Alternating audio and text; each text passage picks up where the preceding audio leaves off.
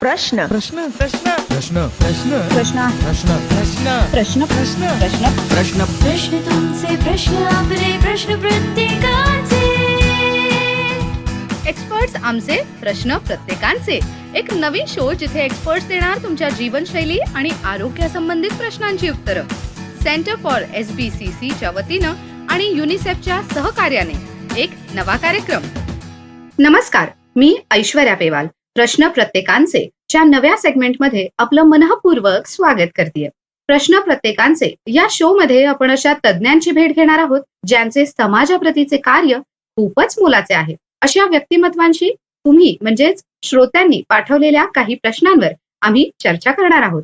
आजच्या प्रश्न प्रत्येकांचे मध्ये आपण कोविड-19 म्हणजेच कोरोना व्हायरस, कोरोना विषाणू यावर तुम्ही म्हणजेच प्रेक्षकांनी, श्रोत्यांनी आम्हाला SMS, ईमेल आणि कॉलच्या माध्यमातून विचारलेल्या प्रश्नांची उत्तरं जाणून घेणार आहोत. आमच्या तज्ञांकडून तुम्हाला तुमच्या प्रश्नांची सर्व उत्तरं मिळावी यासाठी आम्ही प्रयत्नशील तर आहोतच, पण तुमच्याच म्हणजेच श्रोत्यांचा जो प्रतिसाद आहे तो देखील उल्लेखनीय आहे. डॉक्टर मंगेश गडरी हे आज आपल्या सोबत आहेत. डॉक्टर मंगेशजी हे वैद्यकीय डॉक्टर आणि सार्वजनिक आरोग्य तज्ञ सुद्धा आहेत. ते 10 वर्षांपासून युनिसेफ मध्ये कार्यरत देखील आहेत. आदिवासी, शहरी आणि ग्रामीण भागांमध्ये काम करण्याचा त्यांना अनुभव देखील आहे. नमस्कार सर, तुमचं या मंचावर मी मनःपूर्वक स्वागत करते. नमस्कार ऐश्वर्याजी. सर, गेले कित्येक महिने आपण कोविड बद्दल वाचतोय, ऐकतोय. रोज नवनवीन न्यूज म्हणा किंवा काही अपडेट म्हणा ती कानावर पडतीये. कधी कोरोना रुग्णांची संख्या वाढतीये तर कधी कमी होतीये. आता तर बऱ्यापैकी शहरांमध्ये आणि गावांमध्ये एकंदरीत त्यांचं काम आहे किंवा ऑफिस म्हणा ते आता सुरू झालंय. लोक घराबाहेर पडतायत. अशातच स्वतःची विशेष काळजी घेणं ही महत्वाची बाब आहे आणि त्याविषयी आपल्या श्रोत्यांना बरीचशी प्रश्न आहेत. त्या प्रश्नांवर तुमचं मार्गदर्शन फारच उपयुक्त ठरेल हे मात्र नक्की. तर सर, आपण सुरुवात करूयात आपल्या आजच्या प्रश्न प्रत्येकांच्या सेगमेंटला, आपल्या प्रश्नांना. नक्की. सर, आपला पहिला प्रश्न आहे आणि ते आहे बारामतीहून पूनम गिरनारकर असं आपल्या श्रोत्यांचं नाव आहे. त्यांनी आपल्याला फोन करून हा प्रश्न विचारलाय अँटीजेन टेस्ट विषयी.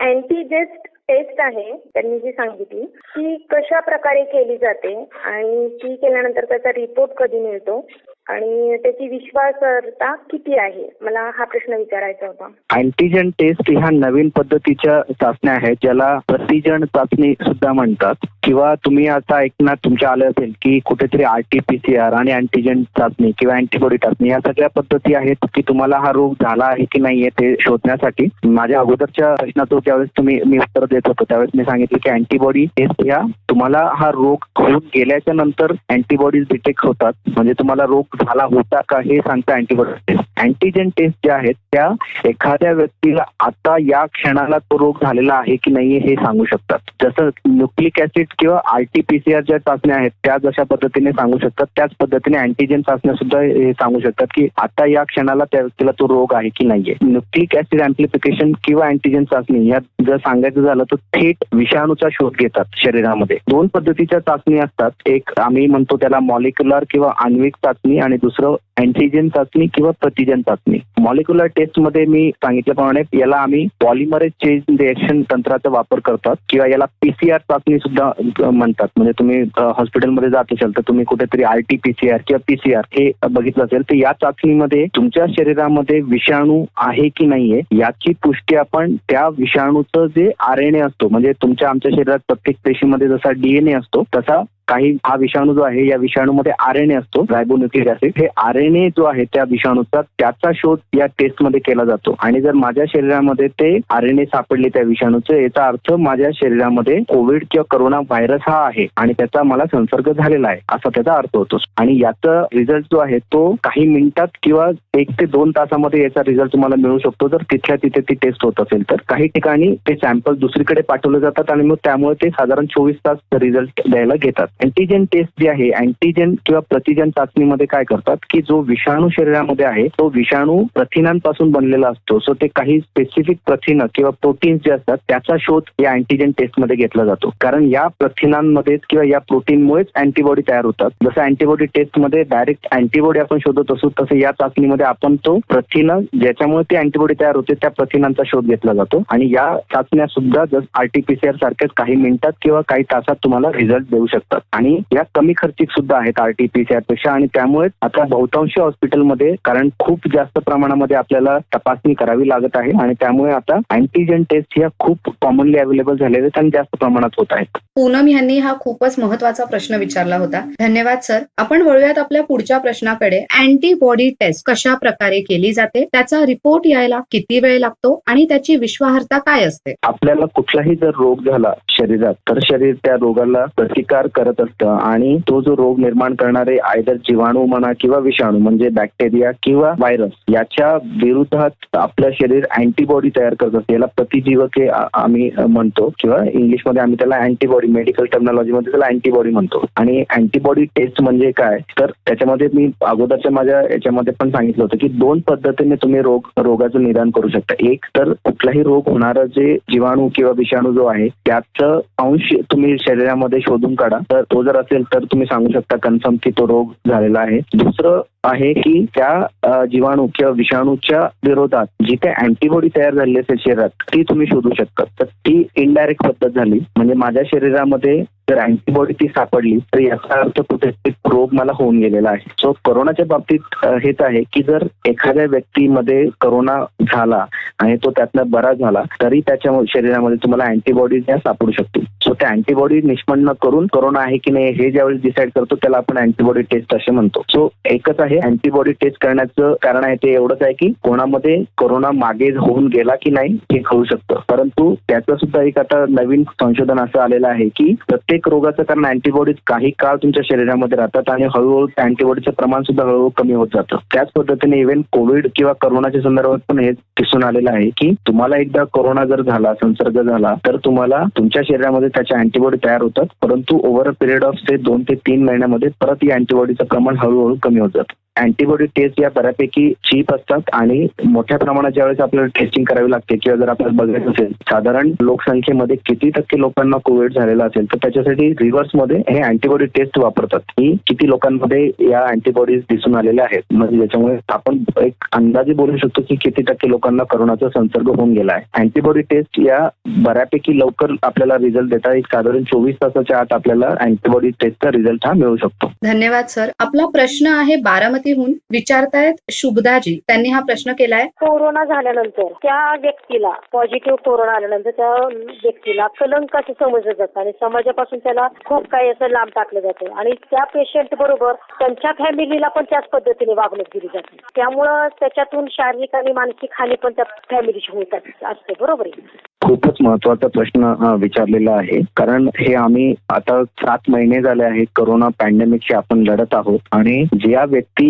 कोरोना पॅन्डेमिक मध्ये किंवा या महामारीमध्ये आपल्याला लढण्यासाठी मदत करत आहेत, मग त्यामध्ये डॉक्टर्स आहेत, आपल्या नर्सेस आहेत, त्याच्यानंतर जे बाकीचे हॉस्पिटलमध्ये काम करणारे सर्व व्यक्ती आहेत आणि आपले जे रोजमर्राच्या गोष्टी आपल्याला देणारे जे व्यक्ती आहेत त्यांना आम्ही कोरोना योद्धा संबोधतो आहोत. त्याचं कारणच हे आहे की समाजामध्ये या महामारीमुळे जी भीती निर्माण झालेली आहे आणि या रोगाबद्दल जे सुरुवातीला अज्ञान होतं आणि त्यामुळे जिथे अज्ञान जास्त तिथे भीती जास्त असते. मी असं म्हणू शकेल की सुरुवातीच्या काळामध्ये ज्यावेळेस आपल्याला या कोरोनाबद्दल खूप जास्त माहिती नव्हती त्यावेळेस एक भीतीचं वातावरण खूप मोठ्या प्रमाणात होतं आणि त्याच्यामुळे एक मानवी स्वभाव आहे की जर मला मृत्यूची भीती वाटायला लागली तर मग मी त्या व्यक्तीपासून आणि त्याच्यापासून विनाकारण जे आहे ते दूर पळायला लागतो आणि मग कुठेतरी आपण त्यांना कलंक लावायला लागतो किंवा आपण त्यांना दोष द्यायला लागतो की तुमच्यामुळे मला कोरोना होऊन जाईल. हे सगळं भीती पोटी होतं. त्याच्यामुळे त्याच्यात चूक अशी कोणाची म्हणता येणार नाही, परंतु त्याच्यामुळे ती जी व्यक्ती आहे ज्यांना कोविड झालेला आहे अशा व्यक्तींना हा या पद्धतीचा जो बिहेवियर आहे सोसायटीमधनं समाजामधनं त्याला सामोरं जावं लागत आहे. त्याच्यामध्ये कोविड पॉझिटिव्ह पेशंट जे आता बरे होऊन घरी आलेले आहेत तरी सुद्धा त्यांना त्यांच्या फॅमिलीला या पद्धतीचा सोसायटीमधनं जो तिरस्कार आहे त्याला समोर जावं लागत आहे. कोविड योद्धाचे आपले डॉक्टर, स्टाफ, नर्सेस आहेत त्यांना या पद्धतीच्या तिरस्काराला समोर जावं लागत आहे, जे चुकीचं आहे. आणि आम्ही याच्याकरता समाजामध्ये जनजागृती करत आहोत की कोविड हा एक आजार आहे जो बाकीच्या आजारांसारखाच आहे आणि त्याच्यातनं जर कोणी बरं झालं असेल तर त्याच्यापासून आपल्याला घाबरण्याचं काही एक कारण नाही. आणि कोविड झालेला असताना सुद्धा आपल्याला फक्त आपण योग्य ती काळजी जर घेतली तर कुठल्याही पद्धतीने घाबरण्याचं कारण नाही आहे. त्याच्यामुळे त्यांना कलंक लावण्याचं घाबरण्याचंही काही एक कारण नाहीये. इनफॅक्ट अशा वेळेस अशा व्यक्तींना आपण जास्तीत जास्त पद्धतीने सहकार्य आणि मदत करून आणि मानसिक धीर देऊन पुढे आणण्याची गरज आहे. कारण ही आता काळाची गरज होऊन चाललेली आहे. कारण जसं जसं केसेस वाढत आहेत, महाराष्ट्रात आता जवळपास 10 लाखाच्या जवळ केसेसचा आकडा पोहोचलेला आहे. 10 लाख पॉप्युलेशनला जर कोविड झालेलं असेल तर कुठेतरी मोठ्या प्रमाणामध्ये मानसिक आरोग्य, आणि मानसिक आरोग्य ही अशी गोष्ट आहे जिथे लोक सहजासहजी समोर येत नाही आणि बोलून दाखवत नाही त्यांची चिंता, परंतु त्याचे परिणाम खूप घातक असतात. आणि म्हणून त्याच्याकरता आता खूप प्रयत्न केले जात आहेत. आम्ही विविध पद्धतीच्या हेल्पलाईन चालवत आहोत, ज्याच्या थ्रू मानसिक आरोग्यापासून याच्यामध्ये कशा पद्धतीने तुम्ही स्वतःचं आरोग्य जोपासू शकता, तुमची मानसिक स्थिती चांगली ठेवू शकतात, त्याचा प्रयत्न आम्ही त्यांना करायला सांगत आहोत. धन्यवाद सर. माझ्या मते शुभदाजी यांनी जो प्रश्न विचारला होता तो काळाची गरज होती त्याचं उत्तर जाणून घेणं, आणि तुम्ही ते खूप सोप्या शब्दात सांगितलंय.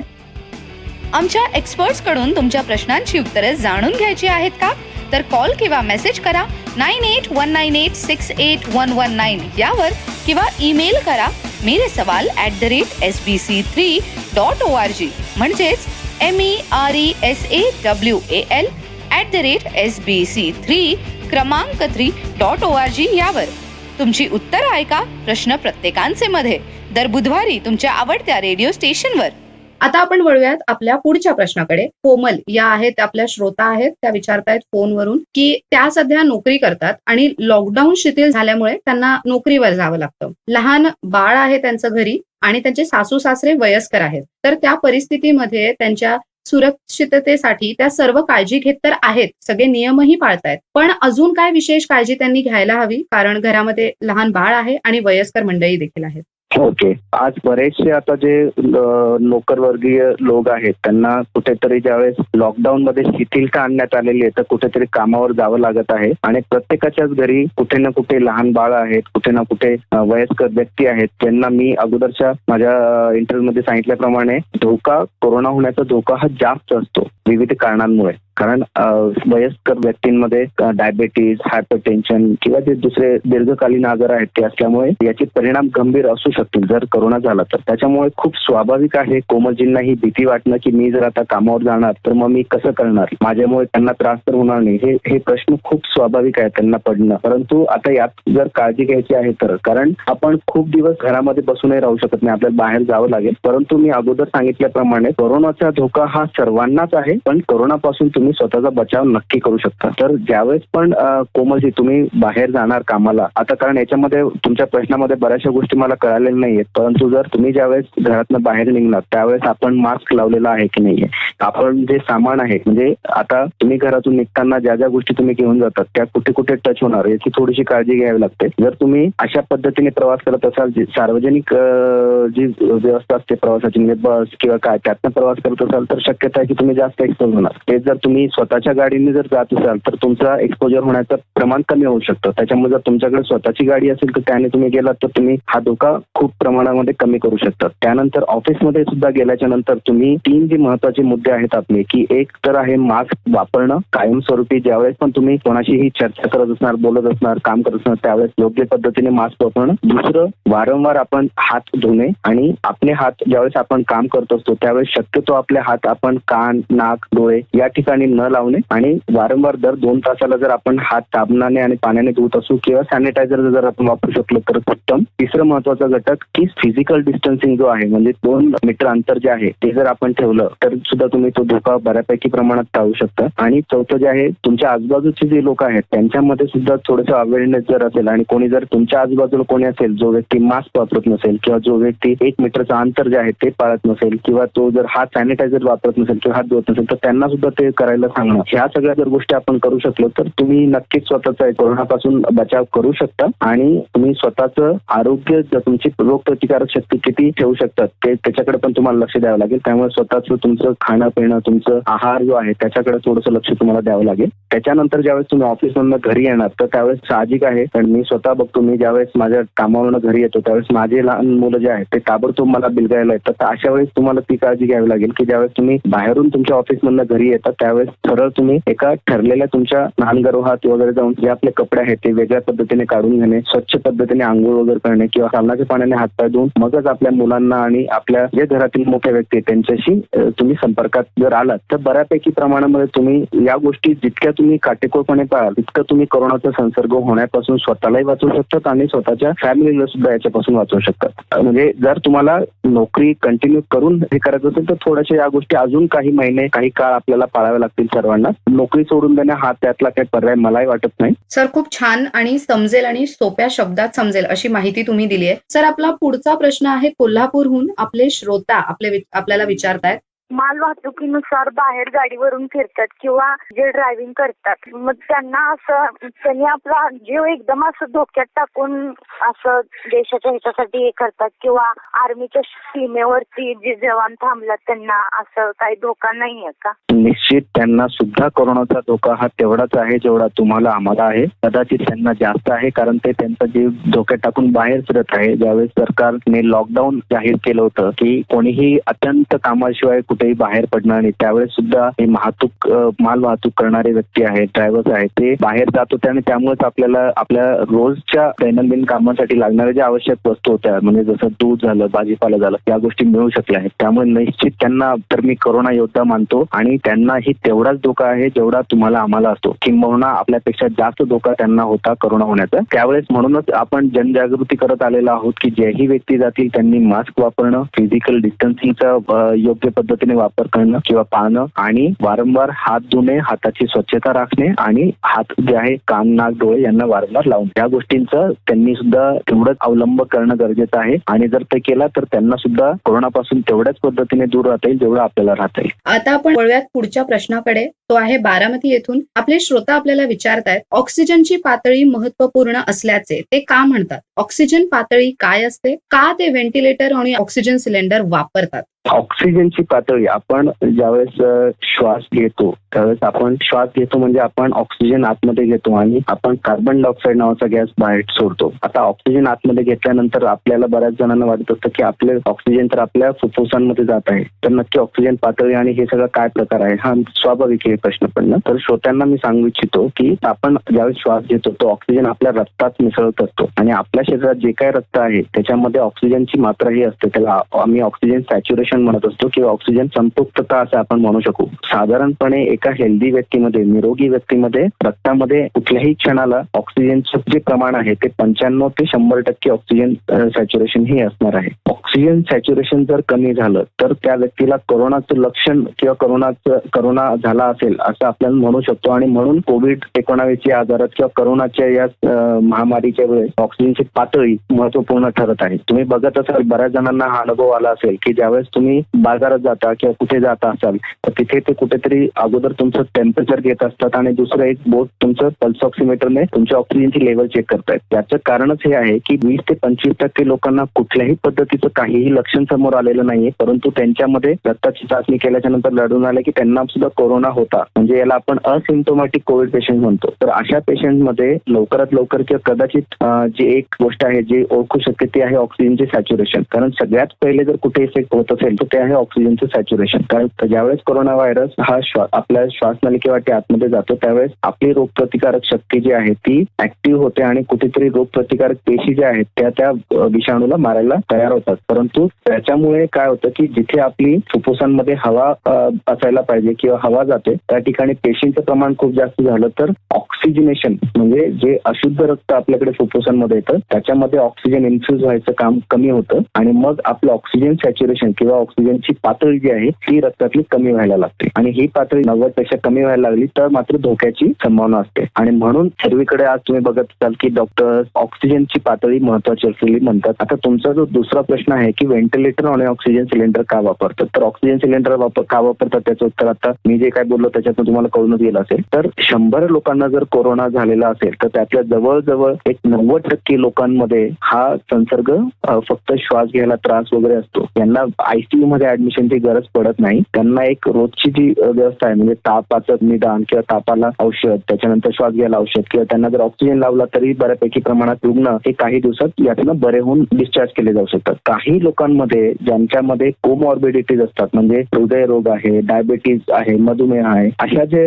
गंभीर स्वरूपाचे किंवा दीर्घकालीन आजार जर असतील तर अशा व्यक्तींमध्ये थोडा याचा धोका जास्त होतो आणि अशा व्यक्तींमध्ये श्वास घ्यायला त्रास वगैरे जास्त क्रिटिकल होऊन जातं. त्यांच्यामध्ये ऑक्सिजनची लेवल खूप लवकर ड्रॉप होते आणि मग त्यांना थोडं क्रिटिकल केअर द्यावी लागते ICU मध्ये, अतिदक्षता विभागांमध्ये. तिथे मग त्यांना कृत्रिम श्वासोश्वास सुद्धा द्यायची गरज पडू शकते. तर त्यावेळेस व्हेंटिलेटर ही अशी मशीन आहे जी कृत्रिम श्वासोश्वास त्यांना देऊन त्यांच्या मेंदूपर्यंत रक्तपुरवठा कंटिन्यू ठेवण्यासाठी मदत करत असते. धन्यवाद सर.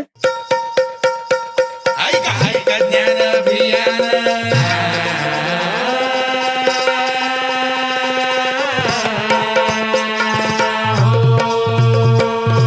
ज्ञानप्राप्ती असणार ज्यांचं अभियान तोच बनतो खरा विद्वान. जर असणार तज्ञ मंडळींची साथ तर तथ्य नसलेल्या गोष्टींमध्ये का घालायचा हात. एक नवा कार्यक्रम प्रत्येक सोमवारी आपल्या ह्या रेडिओ स्टेशनवर. ऐका ज्ञान अभियान.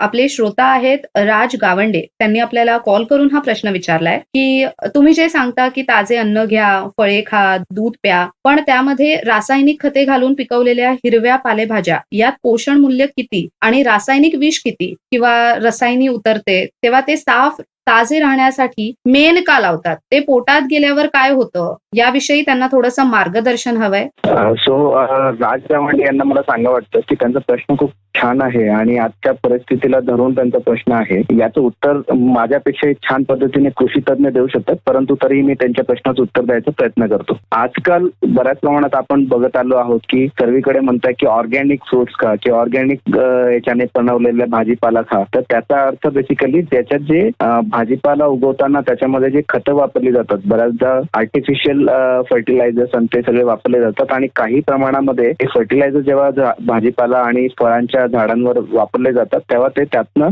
त्या फळांमध्ये आणि भाजीपाल्यामध्ये आतमध्ये जातात किंवा पेस्टिसाइड जे वापरले जातात ते आतमध्ये जातात आणि मग ते ज्यावेळेस आपण तो भाजीपाला किंवा ते फळे ज्यावेळेस आपण खातो तर नकळतपणे ते पेस्टिसाइड, ते सगळे जे रासायनिक पदार्थ आहेत ते आपल्या शरीरात जातात. आणि सुरुवातीला मागच्या काही वर्षांपर्यंत कदाचित याचा आपल्याला अनुभव नव्हता किंवा माहिती नव्हती, परंतु आता सायन्स एवढं प्रगत झालेलं आहे आणि पुढे झालेलं आहे की आता बऱ्यापैकी प्रमाणामध्ये हा शोध लावलेला आहे की यातले जे घटक आहेत, रासायनिक घटक आहेत, यांचा कुठे आरोग्यामध्ये होणारे जे आजार आहेत किंवा आपण जर मी ऍज अ मेडिकल डॉक्टर खूप स्पेसिफिकली सांगायचं झालं तर जो कॅन्सर आहे तर कॅन्सर होण्याची बऱ्यापैकी संभावना आहे आणि बऱ्याचशा कॅन्सरसाठी या रासायनिक घटकांना जोडलं गेलेलं आहे. आणि त्याच्यामुळे आता सध्याच्या परिस्थितीमध्ये याबद्दल आपण खूप जास्तपणे जागरूक राहण्याची आवश्यकता झालेली आहे की आपण जे भाजीपाला खातो, आपण जे फळं खातो त्याच्यामध्ये हे रासायनिक पदार्थ किती प्रमाणात असू शकतील किंवा त्याचं काय. आणि म्हणून लोकांचा कल जो आहे तो पूर्णपणे ऑर्गॅनिक किंवा जे सेंद्रिय खते किंवा जे नॅचरल फर्टिलायझर्स आहेत ते वापरून जे पिकवले गेलेले भाजीपाला असेल ते खाण्याकडे झालेलं आहे. आता स्पेसिफिक जे उदाहरण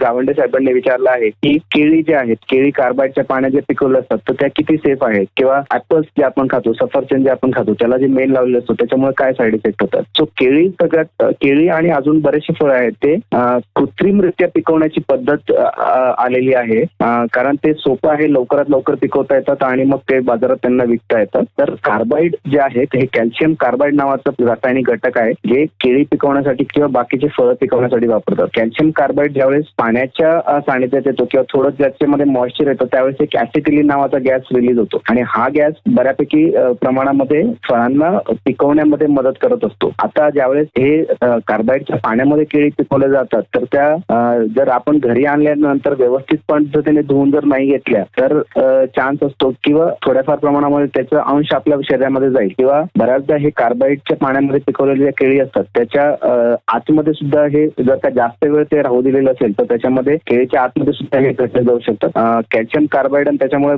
जे रासायनिक घटक आपल्या शरीरात थोड्याफार प्रमाणात ठेवण्यात जातात ते आहे आर्सेनिक आणि फॉस्फरस. आणि त्याच्यामुळे डायरिया, विकनेस, वॉमिटिंग अशा पद्धतीचे आजार होण्याची संभावना जास्त असते. आता राहिला प्रश्न जो सफरचंदांना जे मेन लावलं जातं, तर नॅचरली सफरचंद हा जो फळ आहे याच्यावर एक वॅक्स कोटिंग असते. म्हणजे ज्यावेळेस सफरचंद झाडाला लागतं तर त्यावेळेसच ते पिकल्याच्या नंतर सुद्धा त्याच्यामध्ये एक चमक असते आणि त्याच्यावर एक नॅचरल वॅक्सची कोटिंग असते. त्याचं कारण हे सफरचंदामध्ये पाण्याचं प्रमाण खूप जास्त असतं आणि मग ते ओढून जाऊ नये किंवा ते प्रमाण कमी होऊ नये, डिहायड्रेट होऊ नये म्हणून मग ते नॅचरली त्याच्यावर तो वॅक्सचा घटक येत असतो. त्याच्यामुळे ते पाण्याचं प्रमाण होल्ड राहतं आणि जास्त प्रमाणामध्ये ताजे दिसून येतात. तर याचाच फायदा घेऊन आजकाल जे मार्केटमध्ये लोक करत आहेत की ते सफरचंद ताजं दिसावं किंवा ते चांगलं दिसावं म्हणून मग ते एक आर्टिफिशियल वॅक्स त्याच्यावर लावत असतात. आणि हा आर्टिफिशियल वॅक्स जो आहे हा आपल्या शरीरासाठी घातक आहे. कारण हे जर आपण घरी आणल्याच्या नंतर व्यवस्थित धुतले नाही तर मात्र मग ते वॅक्स आपल्या पोटामध्ये जाण्याची शक्यता ही जास्त असते. तर त्याच्याकरता दोनच पर्याय, एक तर आपण जे ऍपल्स किंवा जे आपण केळी आणतो ते छान पद्धतीने घरी आणल्यानंतर स्वच्छ पाण्याखाली धुवून घेणे शक्य तेवढे आणि त्यानंतर खाणे. वॅक्स तेवढ्या सोप्या पद्धतीने जाऊ शकत नाही, परंतु त्याला जर कम्प्लिटली तुम्हाला पूर्ण चान्सेस न घ्यायचा खायचं असेल तर मग आपल्याला ती लेअर काढून बाहेरची लेअर काढून खावं लागेल. परंतु अगेन त्याच्यामधनं पण बरेचसे जे घटक आपल्याला किंवा फायबर्स आपल्याला मिळतात त्याचा आपल्याला लॉस होऊ शकतो. हे आहे. आणि सोपा पर्याय केळीच्या बाबतीत मी स्वतः सुद्धा हे अनुभवलेलं आहे. आपल्याला जर ओळखायचं असेल तर नॅचरली ज्या केळी राईप होतात तर त्याच्यावर एक ब्राऊन आणि ब्लॅक असे स्पॉट्स पडतात. त्यावेळेस आर्टिफिशियली तुम्ही केळी राईप करतात या अशा पद्धतीने कॅल्शियम कार्बाइड वगैरे वापरून तर ते खूप सुंदर असे पिवळे, सगळे पूर्ण पद्धतीने पिवळे झालेले केळी तुम्हाला दिसून येतील बाजारामध्ये. तर त्याच्यावर अंदाज लावू शकतो की हे कदाचित आर्टिफिशियली रायपंड आहे. आय होप म्हणजे मी गावंडे साहेबांच्या प्रश्नाचं उत्तर देऊ शकलेलो असेल किंवा ऍटलीस्ट त्यांची क्वेरी सॉल्व्ह करू शकलो असेल. सर, फारच उत्तम माहिती दिली तुम्ही आणि शेवटी जे टिप दिलंय तुम्ही की केळं कसं ओळखायचं की तो ऑर्गॅनिकली ग्रो केला गेला आहे आणि आपण त्याचं सेवन कसं करू शकतो, आणि माझ्या मते खरंच याचं उत्तर खूप छान रित्या गावंडे सरांना नक्कीच मिळालं असणार आहे. सर, आपला पुढचा प्रश्न आहे बारामतीहून. ते विचारतायत, कोरोनावर जर लस निघाली आणि ती घेतली तरी परत कोरोना होऊ शकतो का? खूप चांगला प्रश्न विचारला आहे. कारण आता कोरोनाच्या लसीबद्दल कुठेतरी आता बोलताना तुम्ही ऐकत आहात, चालू आहेत प्रयत्न आणि लस आता येईल असं वाटत आहे. मी जर लस घेतली तर मला कोरोना होईल की नाही हा प्रश्न डोक्यात येणं खूप स्वाभाविक आहे. मी मागच्या एपिसोडमध्ये जसं उत्तर दिलं होतं की एखाद्या व्यक्तीला जर कोरोना झाला तर त्याला परत कोरोना होऊ शकतो का, त्याच्यामध्येच या प्रश्नाचं उत्तर सुद्धा दडलेलं आहे. कारण ज्यावेळेस आपल्याला एखादा आजार होतो आणि त्यातनं जर एखादी व्यक्ती बरा होतं तर म्हणजे त्याला लस दिल्यासारखंच आहे. कारण लस ज्यावेळेस आपण देतो त्यावेळेस आपण त्या व्यक्तीला तो आजार जो आहे तो खूप छोट्या प्रमाणामध्ये तो आजार देतो, जेणेकरून त्याच्या शरीरामध्ये ते प्रतिजीवक किंवा त्या अँटीबॉडीज तयार होतील आणि पुढे त्या व्यक्तीला तो आजार होणार नाही. माझं जे मागचं उत्तर होतं त्याच्यात हेच होतं की काही असे आता केसेस समोर आलेले आहेत की ज्या व्यक्तींना कोरोना झाला होता त्यातनं ते संपूर्णपणे बरे झाले, परंतु परत एकदा त्यांना कोरोनाचा संसर्ग झालेला दिसून आलाय. जर त्या धर्तीवर विचार करायचं झालं तर ज्या व्यक्तींना तुम्ही कोरोना लस देणार त्यांना परत कोरोना होण्याचा चान्सेस आहे. परंतु मी जसं अगोदर पण सांगितलं की तुमच्या शरीरामध्ये ज्यावेळेस एखादा विषाणू जातो तर त्यावेळेस जेव्हा अँटीबॉडी तयार होतात तेव्हा ओव्हर अ पिरियड त्या अँटीबॉडीजचं प्रमाण कमी कमी होत जातो. आता हा काळ जो आहे तो प्रत्येक आजारानुसार बदलतो. काही आजारांमध्ये अँटीबॉडी ज्या आहेत त्या वर्षानुवर्ष शरीरात राहतात आणि पुढे आपण त्या रोगापासून स्वतःचा बचाव करू शकतो. काही आजारांमध्ये या अँटीबॉडी ज्या आहेत त्या 2 ते 3 महिने किंवा 6 महिन्यांच्या कालावधीमध्ये हळूहळू कमी होत जातात आणि परत हा संसर्ग होण्याचा धोका हा असतो. परंतु याचा अर्थ असा नाही की मग मी वॅक्सिन घेऊच नाही किंवा लस घेऊच नाही. कारण कुठेतरी तुमच्या शरीरामध्ये जर अँटीबॉडीज असतील किंवा जरी त्यांचं प्रमाण कमी झालं असेल तर पुढच्या वेळेस तुम्हाला जर तो संसर्ग झाला तर त्याचं प्रमाण हे गंभीर नसणार आहे. कारण तुमच्या शरीरामध्ये अँटीबॉडीज ताबडतोब त्या विषाणू किंवा जीवाणूला फाईट करण्यासाठी तयार होतात. अदरवाईज मी जसं सांगितलं होतं की ही एक प्रोसेस आहे की शरीरात विषाणू ज्यावेळेस जातो त्यावेळेस शरीर त्याला रेस्पॉन्ड करतो, त्यातनं बरा व्हायचा प्रयत्न करतो आणि मग कुठेतरी त्या अँटीबॉडीज तयार होतात आणि ती मेमरी शरीरामध्ये राहते. पुढच्या वेळेस ज्यावेळेस तो आजार येतो तर त्यावेळेस शरीराला परत त्या प्रोसेस मधून जायची गरज पडत नाही. ती मेमरी जी आपल्या बॉडीने ठेवलेली असते त्या मेमरीच्या आधारे ताबडतोब तो अँटीबॉडीज तयार करू शकतो. तर त्याच्यामुळे लस ही तेवढीच महत्वाची आहे की आज आली उद्या आली आणि जरी परत कोरोना होणार असेल तरी सुद्धा लस आपण घेतो, कारण आपल्याला त्याचा एकतर आजार हा गंभीर होणार नाही. आणि अजून एक यांच्या प्रश्नामध्ये एक दुसरी गोष्ट मला सांगावी वाटते की जसं लहान मुलांना आपण डिप्थेरियाची लस देतो किंवा पोलिओची लस देतो तर आपण त्यांना एक डोस देत नाही, आपण त्यांना 3 डोस देतो. पहिले एक 6 आठवड्याला, 10 आठवड्याला आणि 14 आठवड्याला. त्याच्यानंतर परत एकदा आपण 1.5 वर्षाला त्यांना बूस्टर डोस देत असतो. म्हणजे कुठेतरी आपण ती इम्युनिटी बूस्ट करतो परत. कदाचित तशाच पद्धतीने कोरोनामध्ये सुद्धा लस काही महिन्यानंतर परत एकदा लस दुसरा डोस घ्यावा लागेल की ज्याच्यामुळे इम्युनिटी बूस्ट होईल. सो अशा पद्धतीने कोरोना लस घेतली तरी कोरोना व्हायचा चान्स आहे, परंतु it is not a reason की आपण लस घेऊ नये. डॉक्टर मंगेश गडधरी सर, तुम्ही तुमचं जे मार्गदर्शन आम्हाला दिलंय कोविड-19 या विषयावर, ते आमच्यासाठी खूपच महत्वाचं ठरलंय. तुम्ही आमच्या श्रोत्यांना, आमच्या प्रेक्षकांना त्यांच्या प्रश्नांची उत्तरं अगदी सोप्या आणि समजेल अशा शब्दात दिलीत आणि त्यासाठी तुमचं खूप खूप अभिनंदन, खूप खूप धन्यवाद देखील की तुम्ही आमच्यासाठी या कार्यक्रमासाठी वेळ काढून आलात. त्याबद्दल तुमचे मनःपूर्वक आभार. धन्यवाद सर. धन्यवाद. तर मित्रांनो, हा होता आजचा प्रश्न प्रत्येकांचेचा सेगमेंट. भेटूयात अजून नवीन प्रश्नांसोबत पुढच्या बुधवारी प्रश्न प्रत्येकांचे मध्ये. तोपर्यंत मस्त खा, व्यायाम करा, खुश राहा आणि काळजी घ्या. धन्यवाद. आमच्या एक्सपर्ट्स कडून तुमच्या प्रश्नांची उत्तरे जाणून घ्यायची आहेत का? तर कॉल किंवा मेसेज करा 9819868119 यावर किंवा ईमेल करा meresawal@sbc3.org म्हणजेच MERESAWAL@sbc3 क्रमांक 3.org यावर. तुमची उत्तरं ऐका प्रश्न प्रत्येकांचे मध्ये दर बुधवारी तुमच्या आवडत्या रेडिओ स्टेशनवर. सेंटर फॉर SBCCच्या वतीनं आणि युनिसेफच्या सहकार्यानं प्रश्न प्रत्येकांचे